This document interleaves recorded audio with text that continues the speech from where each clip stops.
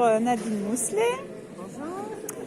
Donc du coup, comment vous êtes arrivée à l'écriture Alors au départ, c'est grâce à ma grand-mère.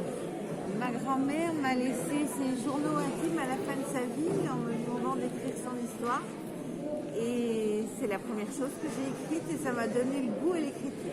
D'accord. Vous pouvez enlever votre masque si vous voulez. Ce sera peut-être plus compréhensible. Voilà, je vais mieux vous entendre. Oui. Et donc après, vous êtes partie sur d'autres Alors après, registres. j'avais envie d'écrire un polar, mais j'ai pas osé tout de suite faire un polar, un livre. Donc j'ai fait des nouvelles. D'accord. Des nouvelles que j'ai envoyées à la presse féminine qui les a publiées et ça m'a donné l'idée que je pouvais faire mieux, donc un livre.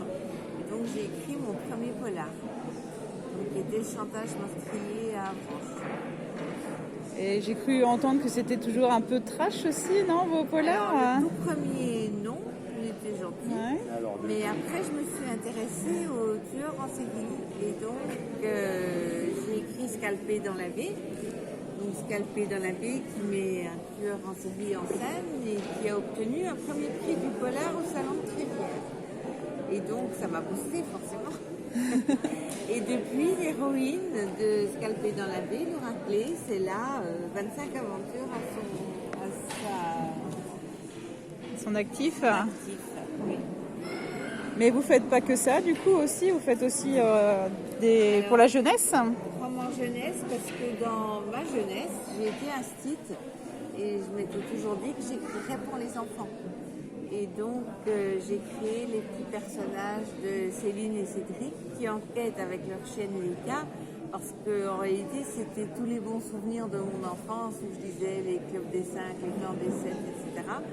Et je me suis dit que quelque chose comme ça, au bout du jour, bien sûr, avec des enfants qui ont accès aux technologies nouvelles, ça plairait aux enfants. Effectivement, ça leur plaît beaucoup. Et donc, du coup, comment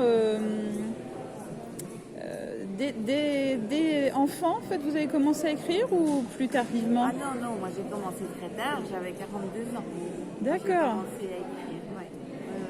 Parce qu'au début, quand j'étais enfant, si je fabriquais des petits journaux sur les animaux, etc. Mais voilà, c'était du bricolage. Et après, je me suis mariée, j'étais instite, j'avais 3 enfants, j'avais pas le temps d'écrire. Ça m'est venu beaucoup plus tard. Vous n'avez pas de manuscrit caché Non. Pas de manuscrit caché. qu'on retrouvera plus tard. Et votre famille, en fait, est-ce que c'était une famille qui était proche de la littérature, qui était très... Alors, ma grand-mère, elle écrivait, Oui, elle beaucoup. lisait beaucoup, mais beaucoup de romans, genre Juliette Benzoni, Les Angéliques, enfin tout ce qui était un petit peu romanesque. Et ma mère lisait aussi des policiers. J'étais seule avec ma mère, donc tous les samedis, on allait dans un grand magasin à Bruxelles, parce que je suis d'origine belge. Elle achetait en général un polar, les masques, vous savez, les livres jaunes avec le masque noir. Oui. Et moi, j'achetais à l'époque soit un club des 5, soit un clan des 7. Voilà. Oui, donc il y avait... J'ai toujours lu. Après, je suis passée aux Agatha Christie, aux Copland, Ça s'appelait les Agatha Christie, c'est le 3e auteur qui m'en parle là. Voilà.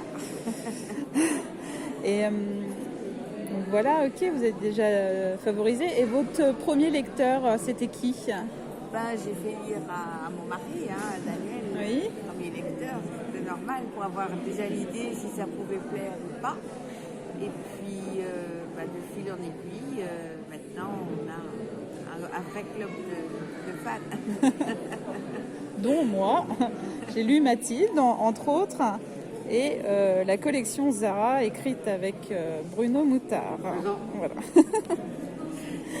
Qui est très bien. J'ai adoré. Donc voilà. Est-ce que vous aviez un pseudo?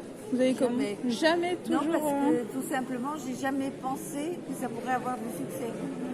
Donc, quand j'ai écrit le premier, j'avais mis mon nom, donc les gens m'ont connu sous mon prénom et du coup, ils ne comprendraient pas que je change de nom.